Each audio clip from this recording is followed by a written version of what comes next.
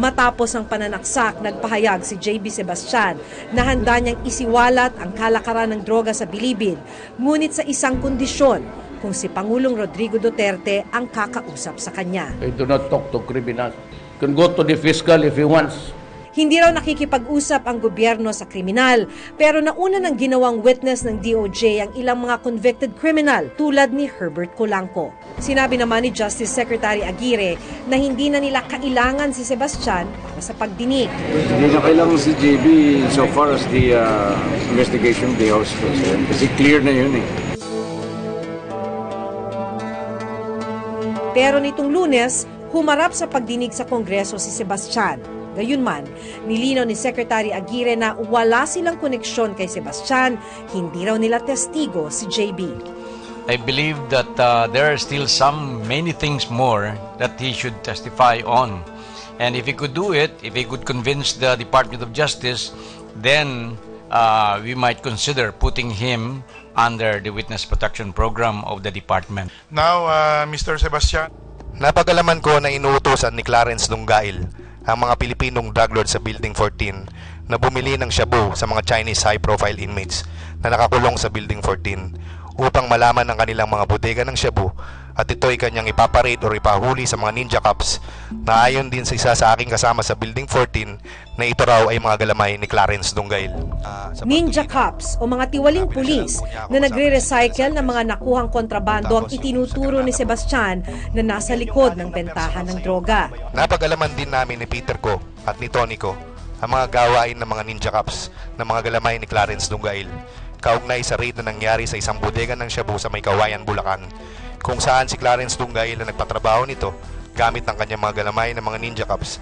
Wala nang masaksak sa Building 14, ngayon lang nagsalita si JB Sebastian. At ang duda raw niya, ayon na rin sa testimonya niya dito sa pagdinig ng Kongreso, kaya daw siya sinaksak ay para pigilan na magsalita dito sa public hearing. Dahil sa aming nalalaman patungkol sa naturang raid, ito ay malinaw na dahilan kung bakit pinatay si Tony ko at sinaksak ako at si Peter ko ni Clarence Lungail at mga kasama nito upang patahimikin at hindi na makapagsalita tungkol dito. Idinitalya rin ni Sebastian kung paano nangyayari ang drug trade sa loob. Saan nanggagaling yung droga? Saan yung source? Sa mga Chinese traders po. Sa mga Chinese traders. Paano naman ipinapasok ng mga Chinese traders? Pinapasok ba yon o yung kalakaran nagaganap dun sa labas? Yung big bulk o yung mismong negosyo, hindi po nagaganap dyan sa loob. Pero meron din po pumapasok na konti, panggamit, yung iba naman pinambebenta rin pero hindi po ganun karami. Sa pagharap sa kamera ni JB Sebastian para tumestigo tungkol sa kalakaran ng ilegal na droga sa loob ng Bilibid, isiniwalat ni Sebastian na umabot sa 10 milyong piso ang perang ibinigay niya kay dating Justice Secretary Laila De Lima. Now, itong mga perang binigay mo kay Secretary Laila De Lima, saan galing itong mga salaping ito? Droga din po. At sinabi mo ang unang perang binigay mo kay Jonel, tama? Opo. At magkano yung unang binigay mong pera? 2 million po. Matapos yon ay ito na yung insidente na nagbigay ka ng 2 million din. Opo. Na iniwan mo sa office ni Direktor Opo. Bukayo. Opo. Na ang sabi ni Secretary Laila De Lima, iwan mo na lang dyan, wala si Jonel. Opo. Matapos yan, ikaw ay nagbigay at nagkalap ng magkano pang salapi? Additional po na 6 million po. And in your affidavit, si Jonel Sanchez ang dating security aide ni De Lima na tumetestigo rin ngayon laban sa kanya. Paano mo nalaman na nakarating kay Secretary De Lima yon? Isang araw bago magpasko, tumawag po sa akin si Jonel na naka-loudspeaker. Sabi niya, pare, may kausap sa'yo. Yun, nabusan ko si Secretary.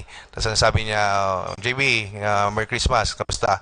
Ma'am, natanggap niyo po ba yung regalo ko? Yes, JB, Merry Christmas. Yun po. Pero kung ang dating minority leader ang tatanungin, isang publicity stunt lang daw ang nangyayaring pagdinig sa Kongreso. Ano ba ang na-achieve ng committee investigation?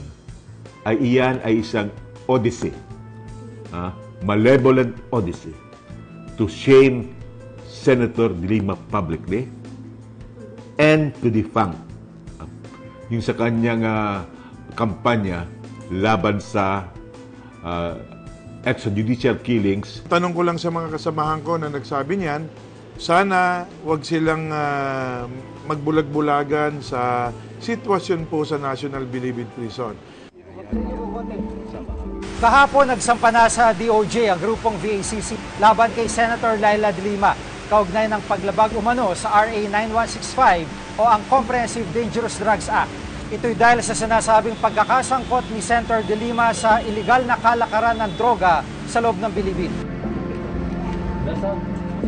Kasama rin sa sinampa ng reklamo sina dating Justice Undersecretary Francisco Baraan, dating Bucor Director Franklin Bucayo, mga dating security aide ni de Lima na sina Sanchez at Jad de Vera, dating driver ni de Lima na si Ronnie Dayan at maging si JB Sebastian. Pinakatanong ko, bakit sa DOJ nila ifa-file? Ano ho bang maaasahan kong hustisya dyan? Only in the Philippines. Buwelta naman ng senadora sa gitna ng kabi-kabilang banat laban sa kanya. Maghahain siya sa Korte Suprema ng mga petisyon na kung tawagin ay writ of habeas data at writ of amparo. Layunin ng dalawang petisyon na pigilan ng paglalabas sa publiko ng impormasyon o datos tungkol sa sinuman.